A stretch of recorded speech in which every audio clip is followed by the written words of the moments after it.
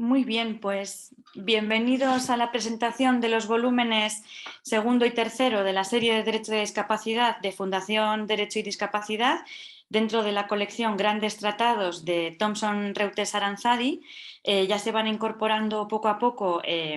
todos los participantes en esta presentación.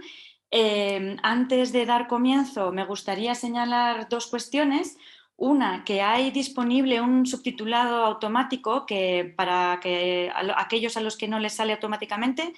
en el menú de abajo, al pulsar en transcripción en vivo y después a mostrar, entonces les comenzará a aparecer el subtitulado.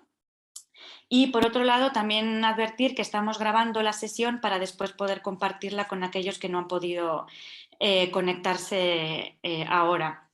Y nada, sin más dilación, pues dar la bienvenida y presentar a Luis Cayo Pérez Bueno, que es el presidente del Comité Español de Representantes de Personas con Discapacidad y presidente de Fundación Derecho y Discapacidad, que es quien va a dar la bienvenida oficialmente al acto. Muchas gracias, Luis. Gracias, Beatriz. Buenas tardes. Nuestra coordinadora de la Fundación Derecho y Discapacidad, a los ponentes que harán después la presentación singularizada de cada uno de los volúmenes y una bienvenida muy cordial a las personas que nos siguen. Buenas tardes para quien nos sigue desde España, desde Europa, y buenos días para aquellas personas que lo hacen desde Latinoamérica. La Fundación Derecho de Discapacidad es una fundación de la sociedad civil española que congrega a personas notables relacionadas con el mundo del derecho, juristas eminentes de la academia, del activismo, de la administración, y además pues es una fundación que se creó al servicio de los derechos humanos de las personas con discapacidad. Y entre su misión tiene la de generar conocimiento social valioso en ese binomio no siempre bien avenido que es el derecho y la discapacidad. La discapacidad vista como una cuestión de derechos humanos y la generación de conocimiento, la transferencia del mismo a los operadores jurídicos, a quien toma decisiones relevantes en la producción legislativa, normativa, en la regulación, en los operadores jurídicos, los agentes de todo tipo, actores que intervienen en la producción y en la gestión del derecho, ¿no? Para que se imponga, para que se despliegue pues una visión de derechos humanos aplicada a las personas con discapacidad, no meramente retórica o teórica, sino que se traduzca en unas condiciones efectivas de protección, de promoción y defensa, ¿no? Para que puedan las personas con discapacidad, pues llevar una vida libremente elegida, que se nos respeten como miembros valiosos de la familia humana nuestros derechos, con responsabilidad, no solo se trata de pedir, sino también de contribuir a la armonía social en la misma medida y de estar incluidas en la comunidad de pertenencia. Esto, junto con el CERMI, que es el Comité Español de Representantes de Personas con Discapacidad, que es la expresión del movimiento social de la discapacidad en España, de la sociedad civil organizada, que tiene una función de incidencia, de exigencia y a la vez también colaborativa con los poderes públicos para que el paradigma que supone la Convención Internacional sobre los Derechos de las Personas con Discapacidad se traduzca en realidades en nuestro país para todas las personas con discapacidad. Hoy en España es el día 3 de mayo, esto es en todo el mundo que siga el calendario usual, pero en España esta fecha es declarada oficialmente por el Ejecutivo, a petición en este caso fue del CERMI, como Día Nacional en España de la Convención Internacional sobre los Derechos de las Personas con Discapacidad. La convención, como es bien sabido, el 3 de mayo del 2008 cobró vigencia una vez ratificada por el número mínimo de estados exigible en el propio tratado, y quisimos que este día no pasase como una jornada más, sino que fuera un hito en el calendario y en el imaginario de la ciudadanía y del movimiento con la discapacidad. Teníamos ya el 3 de diciembre como Día Internacional y Europeo de las Personas con Discapacidad, que digamos es la fecha más relevante, ¿no?, de todo el año en el ámbito del activismo de la discapacidad, pero nos pareció también conveniente que hubiera un día específico consagrado al conocimiento, a la toma de conciencia, a la difusión, a hacer real, a hacer práctica la Convención Internacional, sus principios, valores y mandatos. Y podía ser adecuado desde un punto de vista estratégico y técnico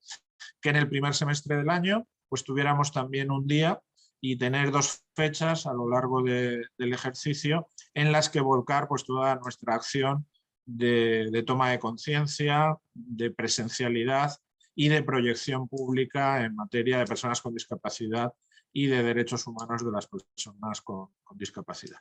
Por eso la elección de este día, de este acto de presentación, que se inscribe en toda la agenda de actividades que hemos promovido, organizado desde el CERMI, las distintas organizaciones de personas con discapacidad y sus familias de España, y a ella ha querido sumarse la Fundación Derecho y Discapacidad en el ámbito que les promueve, en el ámbito, como decía, de generación de conocimiento social valioso. Para presentar 2 volúmenes, para presentar, bueno, 2 producciones intelectuales colectivas, fruto del compromiso, del talento, la creatividad jurídica, normativa de muchas personas notables, algunas de las cuales en su condición bien de directoras de alguno de los títulos o de coautoras nos acompañan, y a quienes les doy desde ya mismo las gracias por su contribución a las obras y ahora por su redoblado compromiso en la presentación de las mismas, pues a una comunidad interesada, amplia, que sabe que tiene recursos bibliográficos para ahondar, para ampliar y para enriquecer su visión, su enfoque sobre distintas realidades que tienen impacto en los derechos humanos de las personas con discapacidad. Las 2 obras que presentamos son distintas, son complementarias, algunas están muy al hilo de la realidad legislativa española, como comentarios a la Ley 8/2021, la gran reforma de nuestro derecho civil, de derecho, digamos, no estrictamente público, que tiene que ver con la capacidad jurídica de las personas con discapacidad, una ley que se llevó a efecto el año pasado en España, que ya es derecho positivo, que ha entrado en vigor y que está llamada a revolucionar un ámbito, una esfera del derecho que necesitaba adecuarse, acompasarse a los mandatos del artículo 12 y otros afines y conexos de la Convención, y que ha supuesto, en el mejor sentido de la palabra, pues una gran revolución en nuestro derecho. Estamos ahora mismo en un proceso de despliegue. Es verdad que la ley está publicada, no recuerdo si eran casi 70 páginas del Boletín Oficial del Estado, que es el diario oficial donde se publican las normas para que puedan entrar en vigor y ser conocidas. Es una reforma amplia, profunda, extensa, exhaustiva, que va a modificar, va a transformar pues todo el ordenamiento y toda la aplicación que de este se hacía en materia de capacidad jurídica. No voy a adelantar yo los contenidos de la obra, tengo que indicar que esta, y tenemos a su directora aquí, a Cristina Aguilarte, que es catedrática de Derecho Civil de la Universidad de Valladolid, una autoridad en la materia y patrona de la Fundación Derecho y Discapacidad. Y hay que decir, en honor a la obra,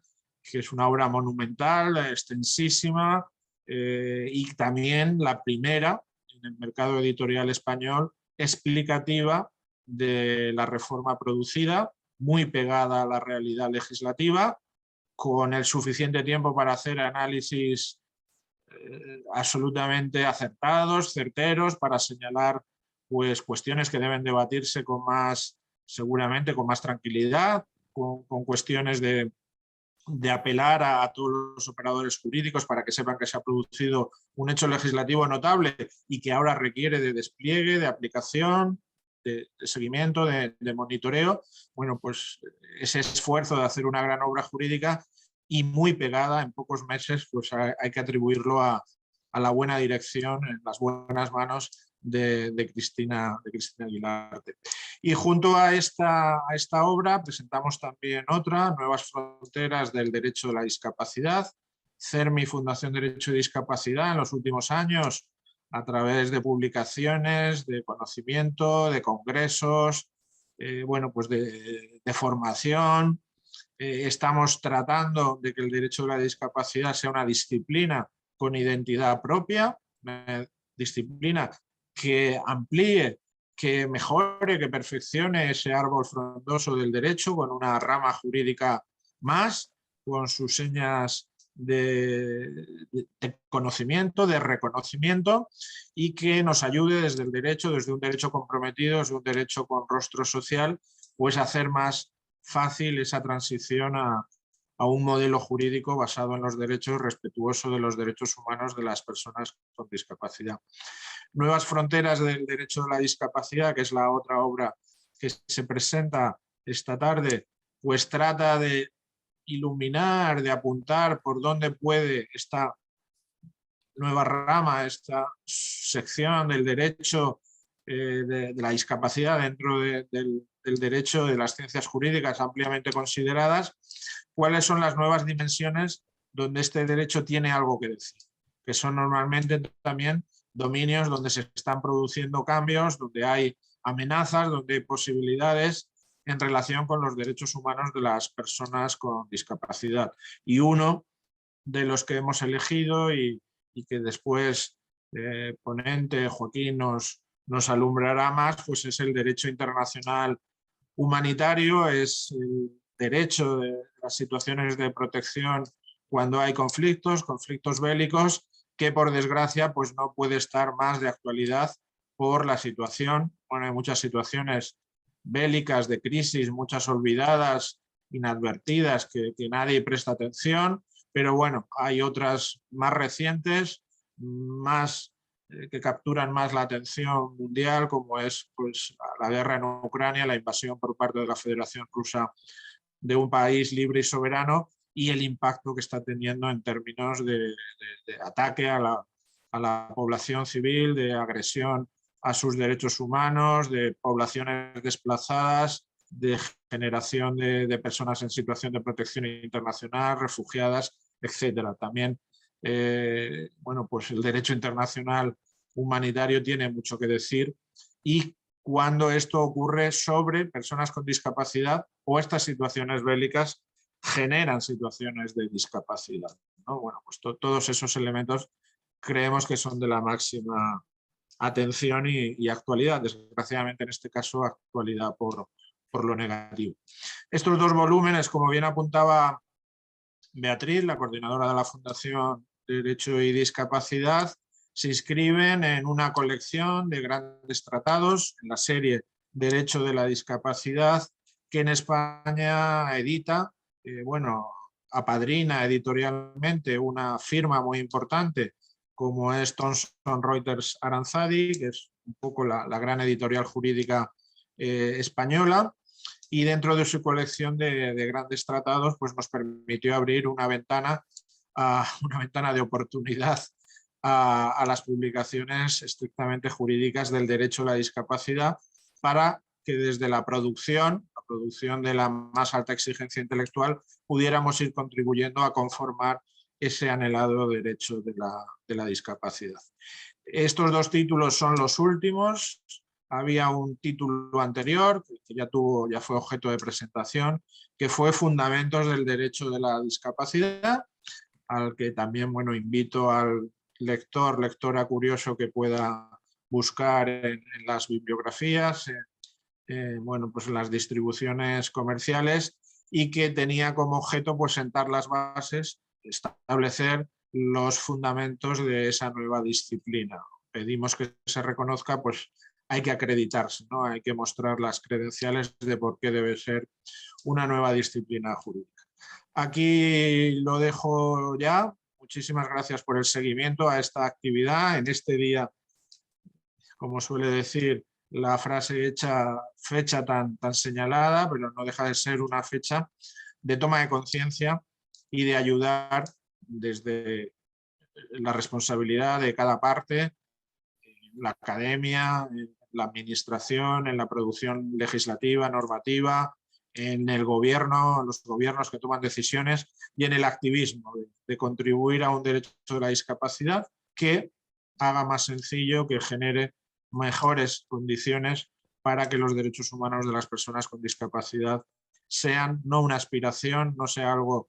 que solo podemos decir que se presenta en términos de déficit, de carencia, sino una realidad tangible para que podamos, las personas con discapacidad, no estar solo preocupadas o ocupadas con cómo son nuestros derechos humanos, sino poder tener condiciones aptas para desarrollar libremente nuestra personalidad y aportar y contribuir a una vida armónica, social y a la mejora colectiva.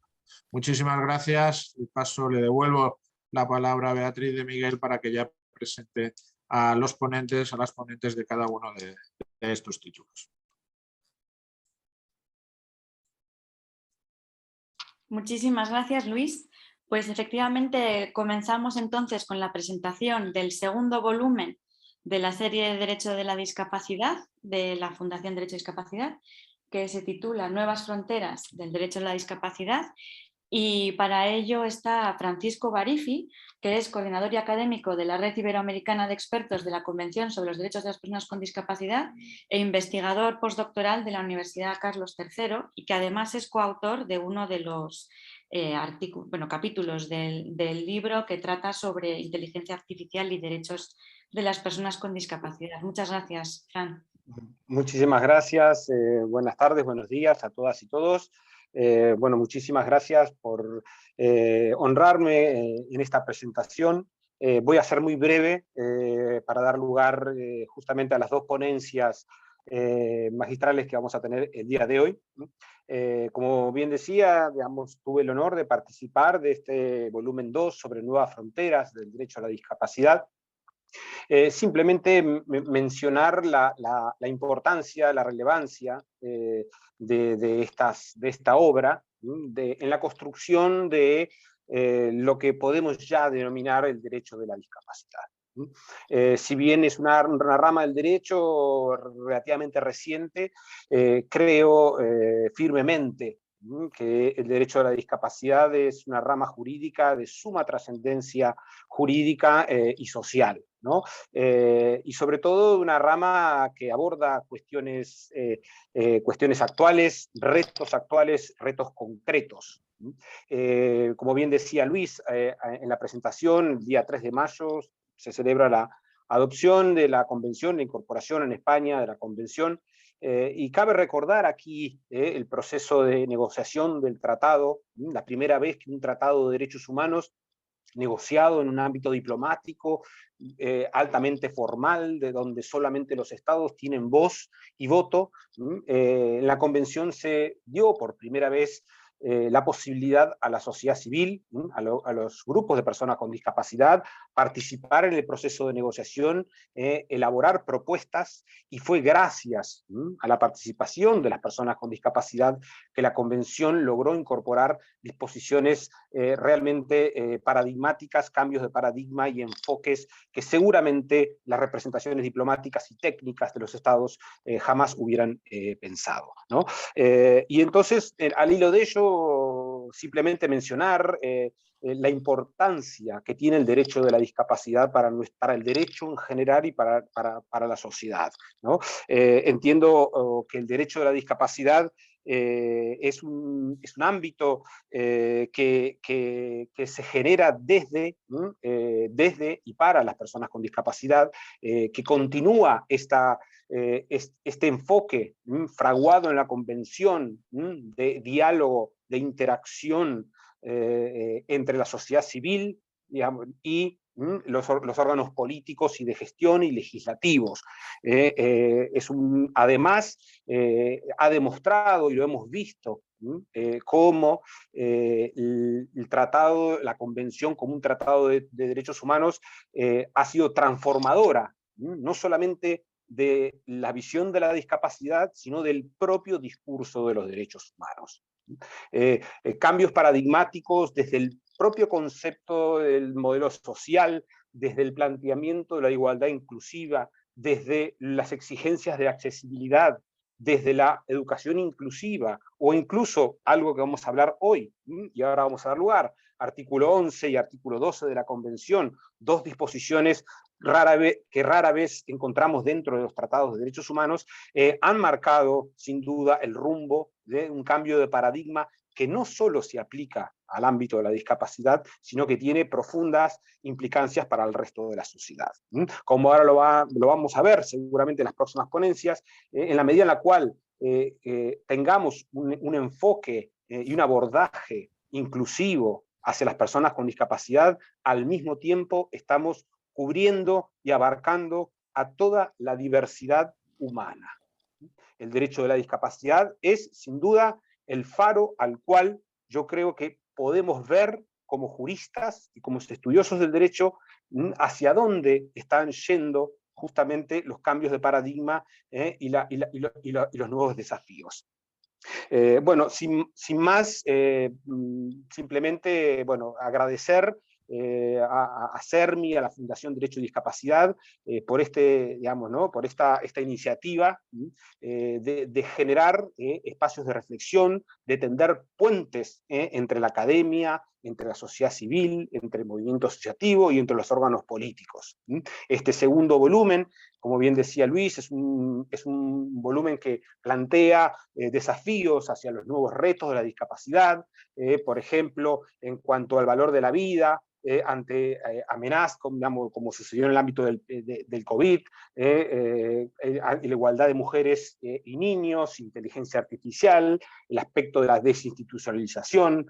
acceso a la justicia, la efectividad de decisiones de órganos de seguimiento, de tratados, rentas mínimas hacia las personas con discapacidad, la imagen social de las personas con discapacidad, el derecho a la identidad y al libre desarrollo personal, y obviamente lo que vamos a ver ahora a continuación, las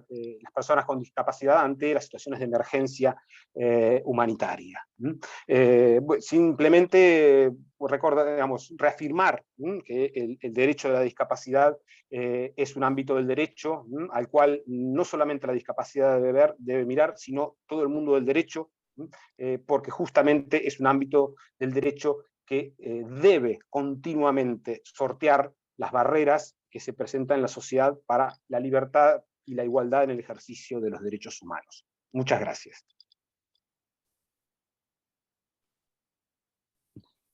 Muchísimas gracias, Francisco. Pues tal y como acaba de anunciar y ha dicho previamente nuestro presidente, Luis Cayo Pérez Bueno, a continuación damos la palabra a Joaquín Sánchez, secretario técnico del Centro de Estudios Derecho Internacional Humanitario y Derechos Humanos de la Cruz Roja, que además es coautor de uno de los capítulos de la obra que se presenta, con el título de las personas con discapacidad ante las emergencias, desastres y catástrofes, que lamentablemente ahora mismo está de enorme actualidad. Así que muchísimas gracias, Joaquín, y la palabra es tuya. Muchas gracias. Buenas tardes, buenos días para los amigos de América. Muchas gracias en primer lugar por la invitación para participar en la presentación del volumen 2 de la serie Derecho de la Discapacidad,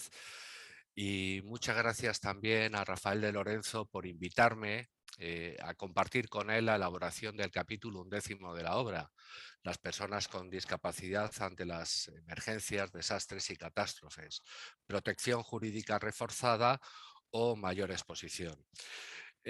Voy a hacer una breve presentación de este capítulo 11. Bien, pues la pandemia de la COVID-19 ha puesto de manifiesto la vulnerabilidad del mundo ante una catástrofe de envergadura mundial, incluidos los países más desarrollados. Bien, pues sin salir aún de la pandemia nos encontramos, como ya se ha comentado, además con un conflicto armado internacional en Ucrania que está provocando, entre otros efectos, el mayor número de refugiados y desplazados internos en Europa desde la Segunda Guerra Mundial. Las últimas cifras hablan de más de 7,5 millones de personas desplazadas dentro de Ucrania,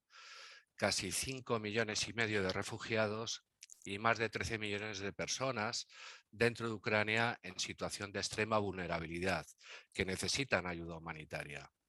Conflicto que se suma a otros muchos, más de 30, actualmente activos en todo el mundo, la mayor parte de ellos de carácter no internacional y que están provocando un terrible impacto sobre las personas civiles, fundamentalmente. No hay que olvidar que en los conflictos armados actuales casi el 90% de las víctimas son las personas civiles. Por otra parte, cada año se contabilizan miles de muertes y de vidas devastadas como consecuencia de los desastres provocados fundamentalmente por el recalentamiento del planeta. Situación que además empeorará en los próximos años si no se adoptan medidas firmes y contundentes para prevenir y paliar sus efectos. Según se recoge en el Informe Mundial de Desastres del año 2020, elaborado por Cruz Roja, por la Federación Internacional de la Cruz Roja y de la Media Luna Roja, solo en el año 2019 se registraron en el mundo 308 desastres naturales, el 77% de los cuales está directamente relacionado con fenómenos meteorológicos o climáticos. Desastres que afectan a cientos de miles de personas, obligándolas en muchísimos casos a abandonar sus hogares y sus comunidades pues, para ponerse a salvo. Bien, pues ante este desolador contexto hemos abordado el estudio dividiendo el capítulo en dos bloques diferenciados. En el primero hemos recogido el marco jurídico general de prevención y respuesta a los desastres desde el punto de vista del derecho internacional. Consideramos fundamental el enfoque internacional porque la cooperación entre Estados y con las organizaciones humanitarias es esencial en la respuesta humanitaria a estos eventos que transforman seriamente el funcionamiento de una comunidad y causan unas pérdidas humanas, materiales, económicas o ambientales que desbordan la capacidad de la sociedad afectada para hacer frente a la situación a través de sus propios recursos. Sin embargo, tal y como afirma la Comisión de Derecho Internacional de las Naciones Unidas, a pesar de la importancia de reforzar la cooperación internacional en relación con todas las fases de un desastre, no existe en este momento ningún instrumento jurídico internacional vinculante que incorpore todos los aspectos generales de la cooperación internacional para la protección de las personas en este tipo de situaciones. Ello tampoco significa que el derecho internacional haya obviado este tema, sino que, por el contrario, son frecuentes las referencias a la protección de las personas y bienes contra los efectos de los desastres, pues en otras ramas del derecho internacional. Por ejemplo, en el derecho internacional humanitario, en el derecho internacional de los derechos humanos y en el derecho de los refugiados. También hay numerosas disposiciones de soft law, como resoluciones, declaraciones, códigos, directrices, etcétera, que no son jurídicamente vinculantes, pero que reflejan cierto consenso internacional en el modo de prevenir y afrontar las situaciones de desastre, sobre todo los efectos de los desastres. En cuanto al derecho internacional humanitario, aplicable, como saben, solo en situaciones de conflicto armado, tanto internacional como no internacional. Bien, pues tanto el Cuarto Convenio de Ginebra de 1949 como el Protocolo Adicional I de 1977 contienen una amplia regulación sobre las acciones de protección civil,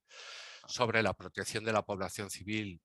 no solo frente a los efectos de las hostilidades, sino también frente a los desastres y gestión de la ayuda humanitaria, que son una referencia importante para la regulación específica del derecho de los desastres, estableciendo además un régimen de protección especial para las personas que se encuentran en una situación de especial vulnerabilidad,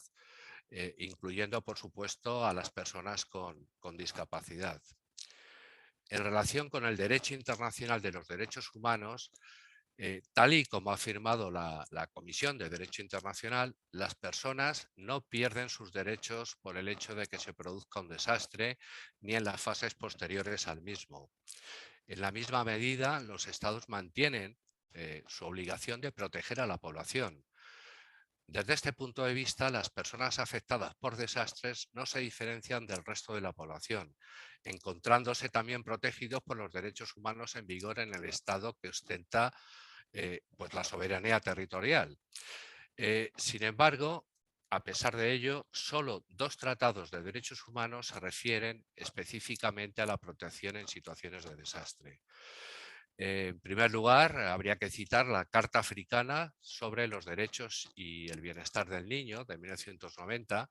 cuyo artículo 23 establece la obligación de los Estados de que los niños refugiados y desplazados internamente por causa de catástrofes naturales, conflictos armados, crisis económicas y sociales o por cualquier otra causa,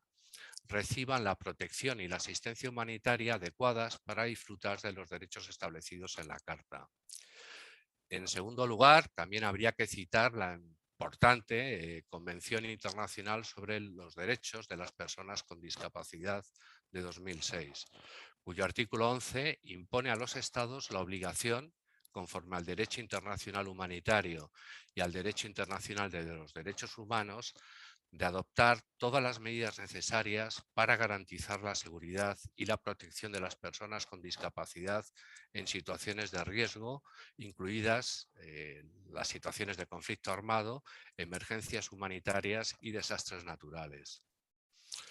En el derecho de los refugiados y también en los principios rectores de los desplazamientos internos, así como en otras ramas del derecho internacional, también existen referencias concretas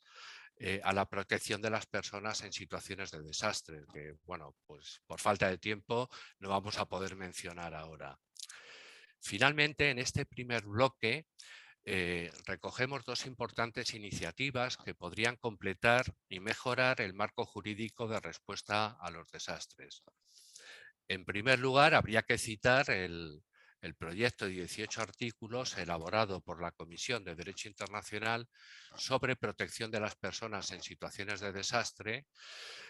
bueno, pues enviado al Secretario General de Naciones Unidas en el año 2016, con la recomendación de que la Asamblea General adopte un tratado internacional sobre la base del citado proyecto. El proyecto se fundamenta en los derechos humanos y en particular en el respeto a la dignidad humana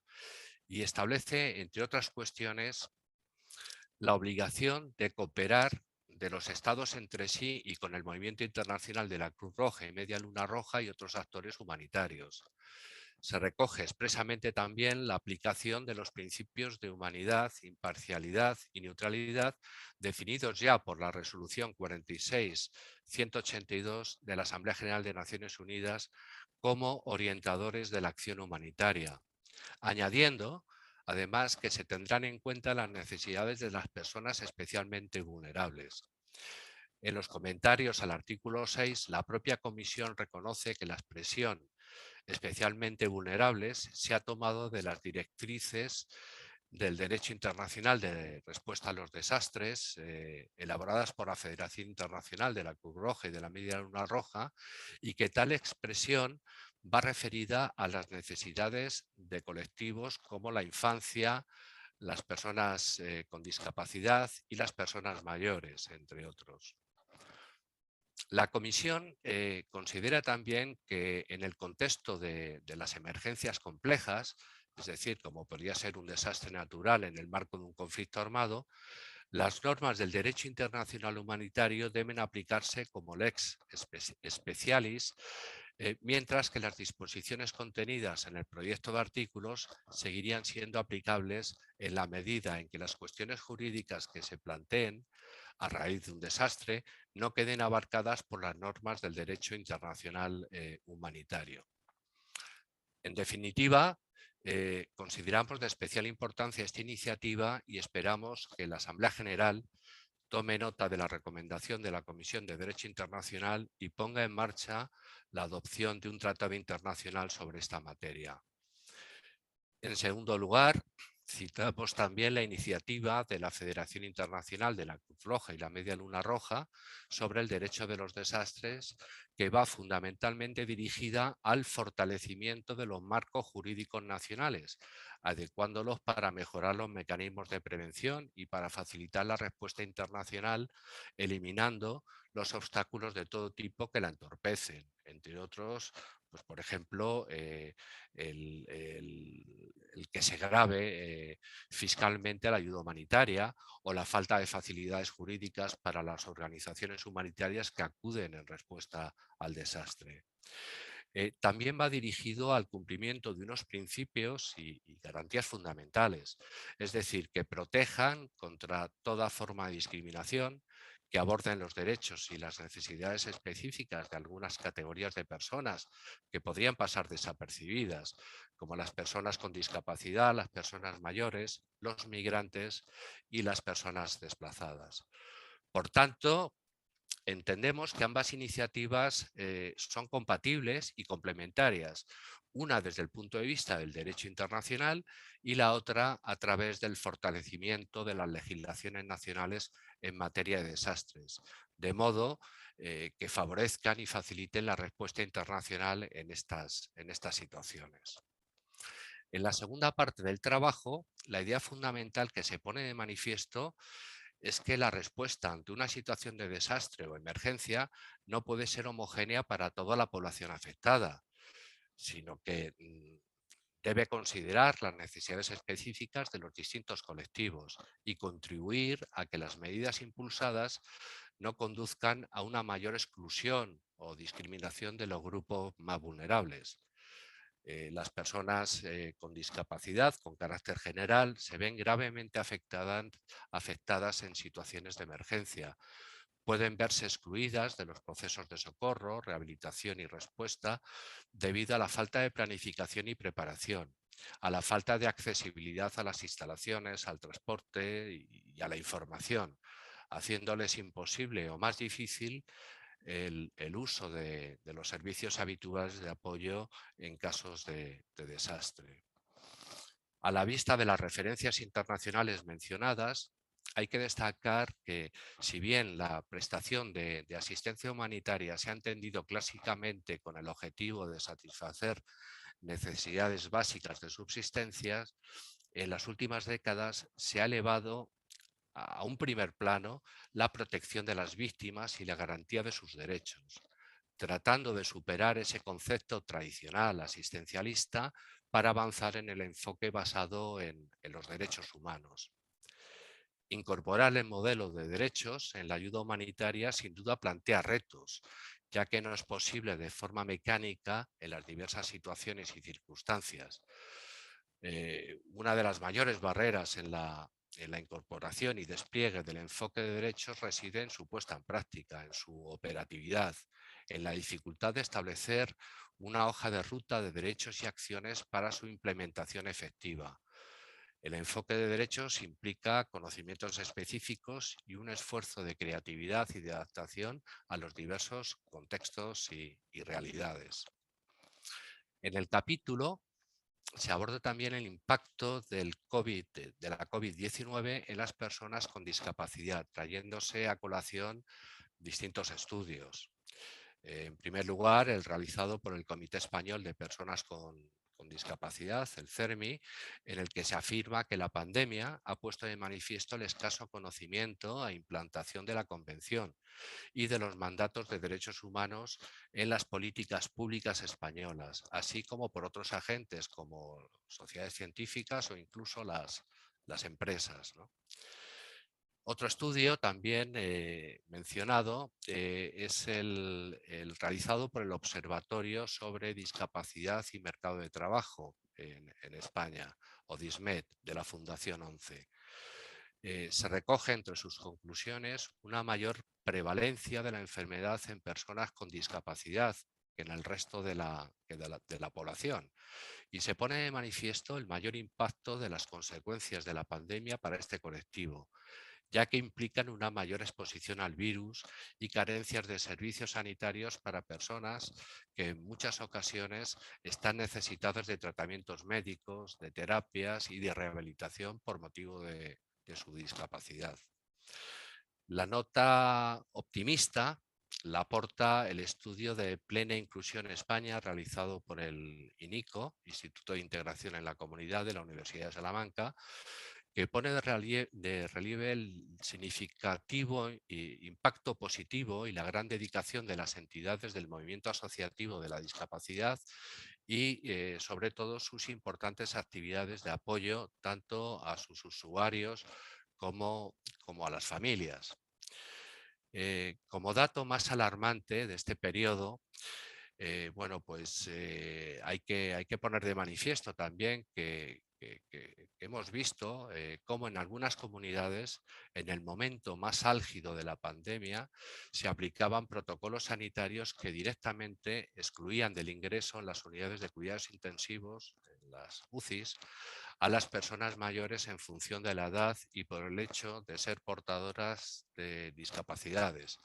primando la asistencia y, por tanto, la supervivencia de aquellas que supuestamente eran más aptas para sobrevivir, no incluidas en los grupos más vulnerables. Ya para concluir, a lo largo del trabajo se observa con claridad que los instrumentos jurídicos, tanto internacionales como nacionales, son fundamentales, pero que también es absolutamente necesario disponer de criterios operativos y de mecanismos prácticos en los que se contemple con más detalle y rigor la realidad de las personas con discapacidad. Es verdad que cada vez hay un mayor compromiso en lo que respecta al incremento de la sensibilización y concienciación acerca de la importancia de la Convención sobre los Derechos de las Personas con Discapacidad y de otros instrumentos jurídicos internacionales. Pero, por desgracia, en la práctica no se están elaborando programas adecuados para dicho colectivo en situaciones de emergencia y de crisis humanitarias. Por desgracia, esta falta de respuesta con medidas concretas de protección y asistencia a las víctimas es lo que estamos contemplando cada día en la guerra de Ucrania,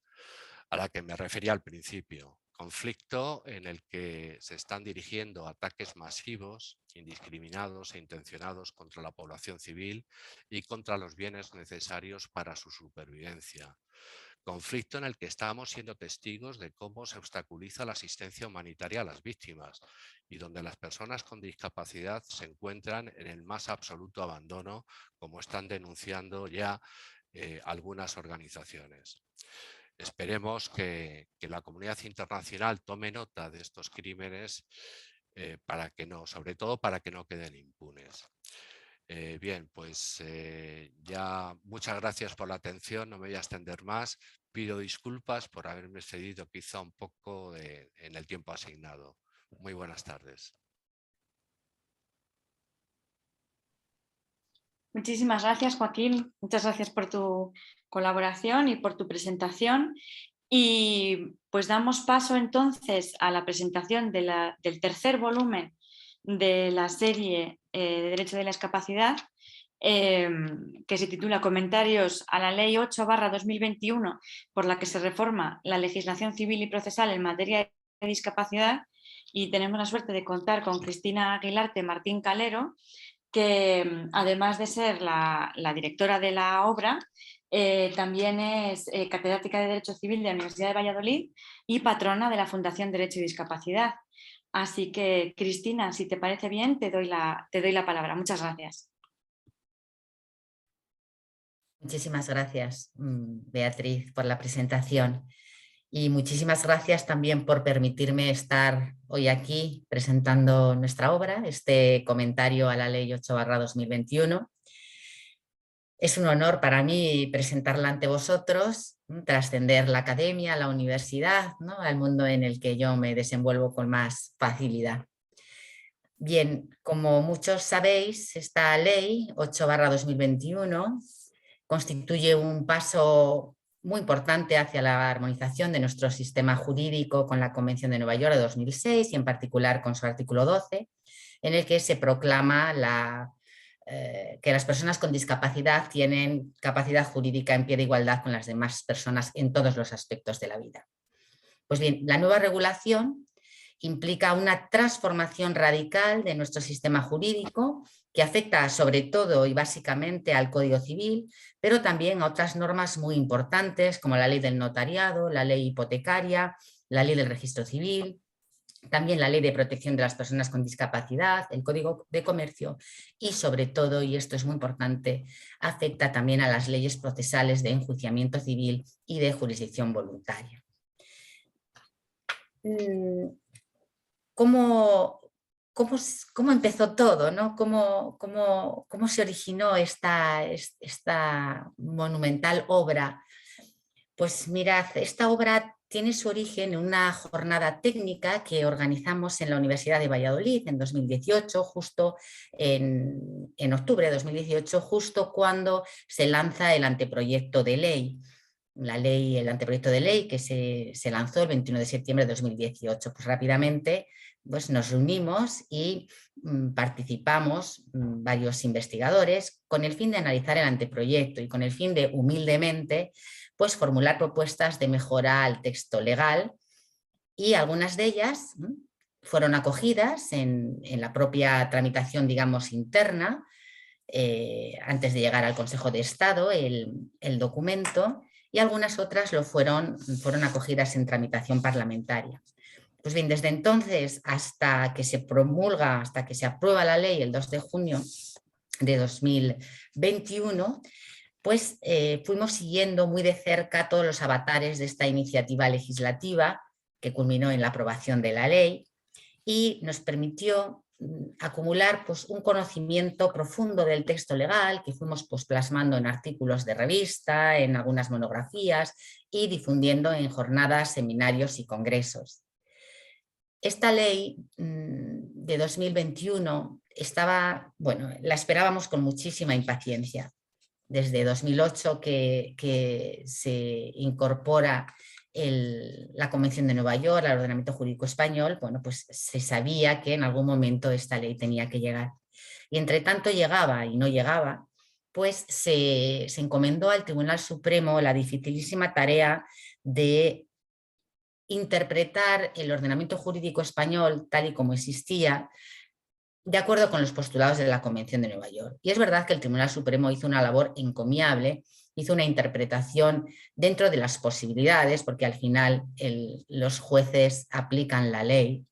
no pueden crear ley, y desde ese punto de vista, pues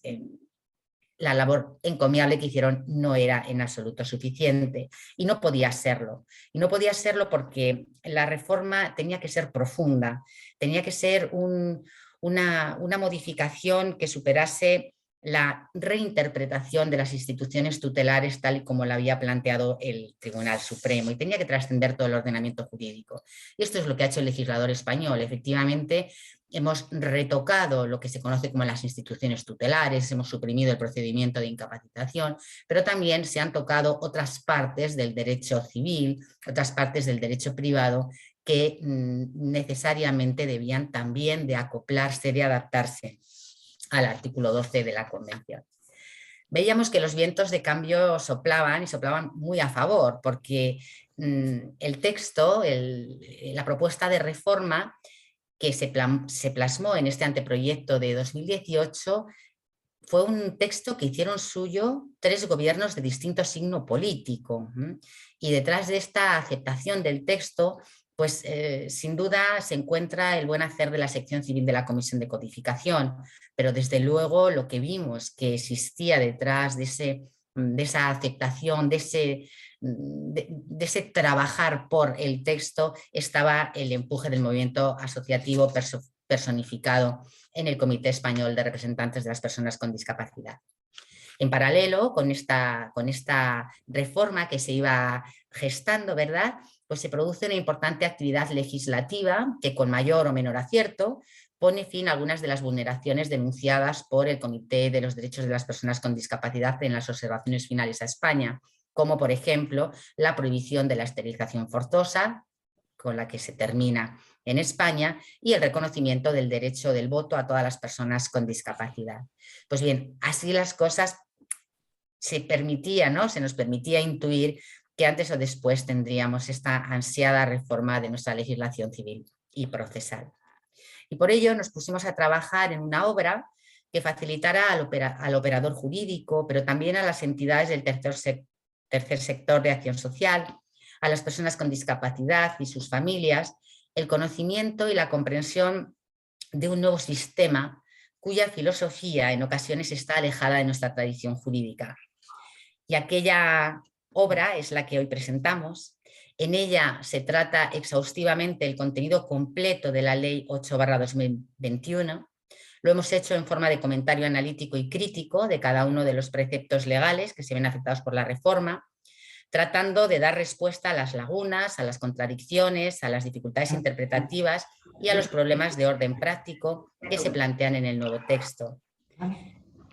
En la elaboración de esta obra han participado distintos especialistas y expertos, catedráticos y profesores de diversas universidades españolas y también personas pertenecientes al movimiento asociativo de la discapacidad. El cambio radical de la concepción clásica y tradicional de la discapacidad intelectual y social y psicosocial como impedimento para el legítimo ejercicio de los derechos por su titular solo puede implementarse adecuadamente si va acompañado de una transformación de la mentalidad social y en particular de la de aquellos profesionales del derecho, jueces, magistrados, funcionarios de la Administración de Justicia, notarios, registradores, abogados, que deberán desempeñar sus funciones bajo este nuevo paradigma y que entendíamos que necesitarían de estudios serios y rigurosos como el que nos proponíamos realizar. Entendíamos además que esta obra sería de mucho interés para no solo los estudiosos del derecho de la discapacidad, sino también para las entidades del tercer sector de acción social a las que la reforma reconoce como elemento clave del nuevo sistema y a las que impone importantes funciones de colaboración con la Administración de Justicia. Una de las razones por las que queríamos trabajar rápido, que esta obra fuera la primera obra que saliera al mercado y queríamos que fuera una obra que acogiera el espíritu de la reforma, es decir, hacer nuestros los principios e intentar trasladarlos a esos operadores jurídicos. ¿Y por qué nos preocupaba esto? Pues nos preocupaba porque la vacatio legis que se incluía en la ley era muy reducida. Nuestros jueces se fueron de vacaciones a finales de julio de 2021 aplicando la ley antigua y el 3 de septiembre entró en vigor nuestra nueva ley. Y no solamente esto, sino que además la disposición transitoria sexta establece que en el momento de entrada en vigor de la nueva normativa, todos los procedimientos que están en curso en el momento de entrar en vigor la nueva ley deberían de seguirse y tramitarse de acuerdo con la nueva norma. Esto exige que nuestros jueces tengan un apoyo con el que contar a la hora de aplicar esta nueva norma. ¿Qué es lo que nos preocupa especialmente en estos primeros pasos de la ley? ¿Qué es lo que estamos viendo? Pues lo que estamos viendo primero es que naturalmente la aplicación de la nueva norma está muy constreñida por el procedimiento en el que se inicia. Y aquí, sin quererme extender mucho, sí que me gustaría trasladarles que una de las grandes virtudes que tiene la reforma española es que se da la primacía a la voluntad de la persona. La primacía a la voluntad de la persona que se erige en un principio rector de toda la reforma, pero también se erige en canon de interpretación y también se erige en límite de la actuación de los apoyos. ¿Qué queremos decir cuando hablamos de la primacía de la voluntad? Pues que se recogen apoyos voluntarios, apoyos formales y apoyos informales, ¿no? Apoyos formales, aquí reconoceríamos los apoyos voluntarios y los apoyos judiciales. En los apoyos voluntarios se distinguen dos figuras: el mandato de protección, que ya lo recogía nuestro ordenamiento jurídico con anterioridad, pero que ahora se regula mejor, con más detalle, y los acuerdos de apoyo, a imitación de lo que han hecho nuestros hermanos de Colombia y de Perú.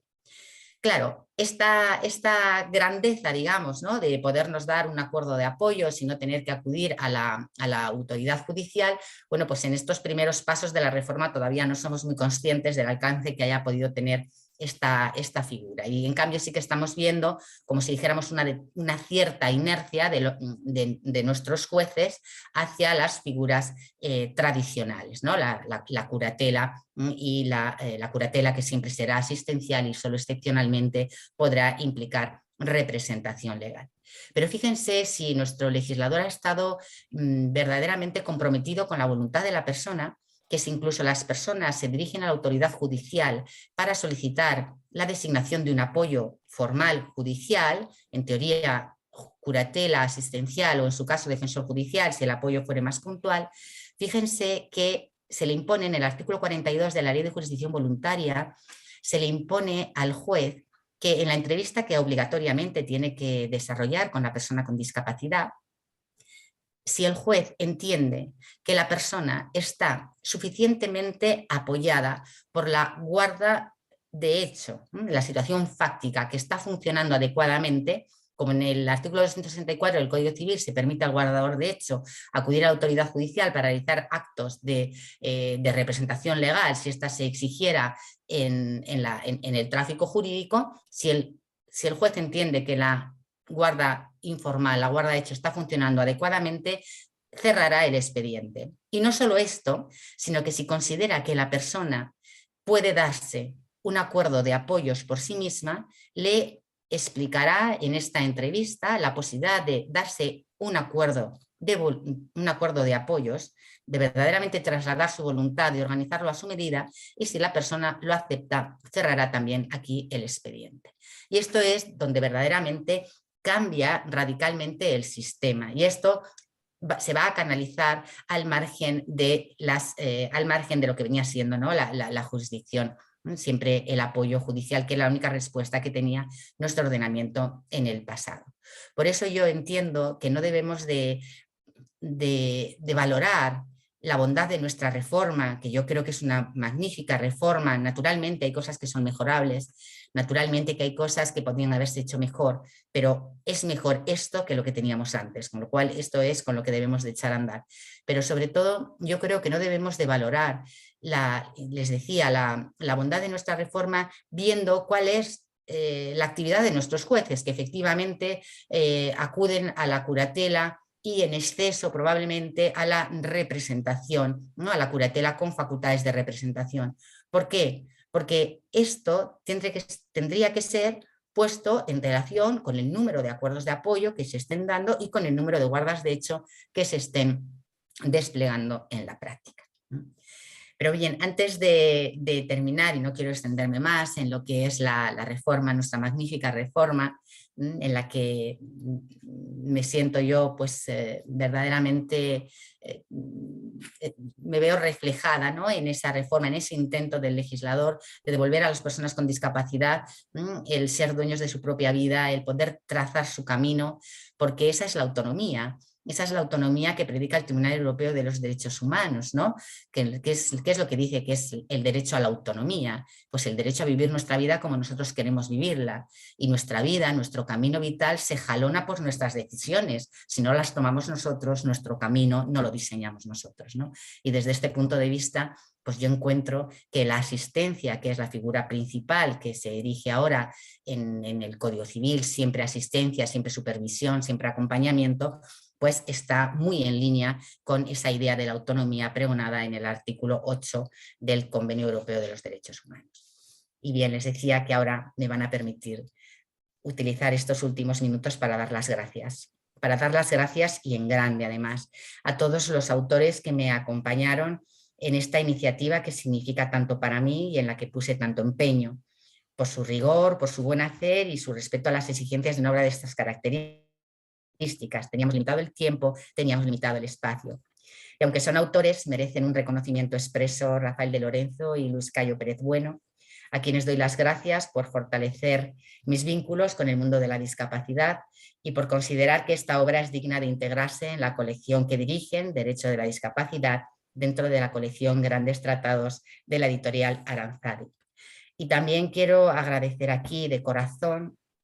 a Rafael de Asís, a Mari Carmen Barranco, a Patricia Cuenca y a Agustina Palacios, todo lo que me han enseñado, la generosidad de sus reflexiones, la ayuda prestada y sobre todo les doy las gracias por desenfocar mi perspectiva tan civil, tan técnica y siempre tan apegada a la norma clásica de la que me intento, de verdad, créanme, desembarazar. Muchísimas gracias. Muchísimas gracias, Cristina, por tu presentación. Y llegamos ya a la conclusión de este acto de presentación y para ello contamos con Rafael de Lorenzo García, que es secretario general de la Fundación Derecho y Discapacidad, también del Consejo General de ONCE, y profesor titular de la Universidad Nacional de Educación a Distancia, la UNED, y que junto a Luis Cayo Pérez Bueno, presidente de la Fundación, es el director de esta serie de Derecho de la Discapacidad dentro de la colección Grandes Tratados de la editorial Thomson Reuters Aranzadi. Así que muchas gracias, Rafael. Tuya es la palabra. Bien, muchas gracias. Buenas tardes. Bueno, a la hora que es, os habíamos comprometido a acabar en torno a las 5:30, pasan 3 o 4 minutos, así que yo no me voy a extender porque creo que lo importante ya está dicho por los ponentes, ¿no? Agradecer desde luego el apoyo que nos da siempre nuestro presidente de la Fundación y del CERMI, Luis Cayo Pérez Bueno, la coordinación magnífica de Beatriz de Miguel como coordinadora general, pero hoy es muy especialmente a los ponentes, ¿no? A Francisco Garifi, a Joaquín López, a la profesora Cristina, que acaba de intervenir ahora mismo, que es el alma mater de esa obra, y de muchas otras cosas, ¿no? Agradecerles a ustedes también su participación, su asistencia, porque eso es lo que da sentido a esto. Recomendarle que se acerquen a estas publicaciones, yo creo que son de gran interés, una muy especializada para la gran reforma del derecho privado respecto a las personas con discapacidad, y el otro libro más de visión larga, de gran diapasón, de gran angular, ¿no? Sobre las nuevas fronteras, los nuevos retos, las nuevas amenazas y oportunidades que surgen sobre las personas con discapacidad. Así que, por mi parte, dejar patentes estos agradecimientos, invitarles a que se acerquen a estas obras, a que lo transmitan en sus entornos profesionales cercanos, y seguiremos desde esta modesta pero inquieta y pujante fundación, gracias al trabajo de sus patronos y patronas y del magnífico equipo de gestión, pues sigamos en nuestra tarea, que es la de profundizar y hacer aportaciones en materia de protección jurídica. Estamos intentando acuñar la expresión derecho de la discapacidad. Creemos que por su importancia, la gran cantidad de normas, su importancia cualitativa, bien merece ser una rama autónoma del ordenamiento jurídico, incluso un área específica de conocimiento, de estudio, de publicación, como demuestran estas dos obras que hemos presentado hoy. Y en esa línea seguiremos y estaremos encantados y agradecidos de contar con el apoyo, con la colaboración de todos y todas ustedes, vosotros, vosotras, en esta tarea para la que entre todos somos pocos, porque queda tanto por hacer, que realmente cualquier persona que tenga sensibilidad, tenga compromiso, tenga inquietud en qué puede hacer desde cada uno, desde su perspectiva, desde su posición, qué puede hacer para favorecer la dignidad y el disfrute efectivo de los derechos humanos de las personas con discapacidad, pues eso será bienvenido y agradecido. Así que no me extiendo más, Gracias a todos y todas por su presencia y participación. Gracias a los ponentes. Y la Fundación Derecho y Discapacidad seguirá, como viene haciendo intermitentemente, la presentación de estas actividades por lo que tengan de utilidad para todas las personas implicadas de una forma o de otra con el movimiento y con los problemas de las personas con discapacidad. Así que muchas gracias, buenas tardes, hasta pronto. Gracias, buenas tardes.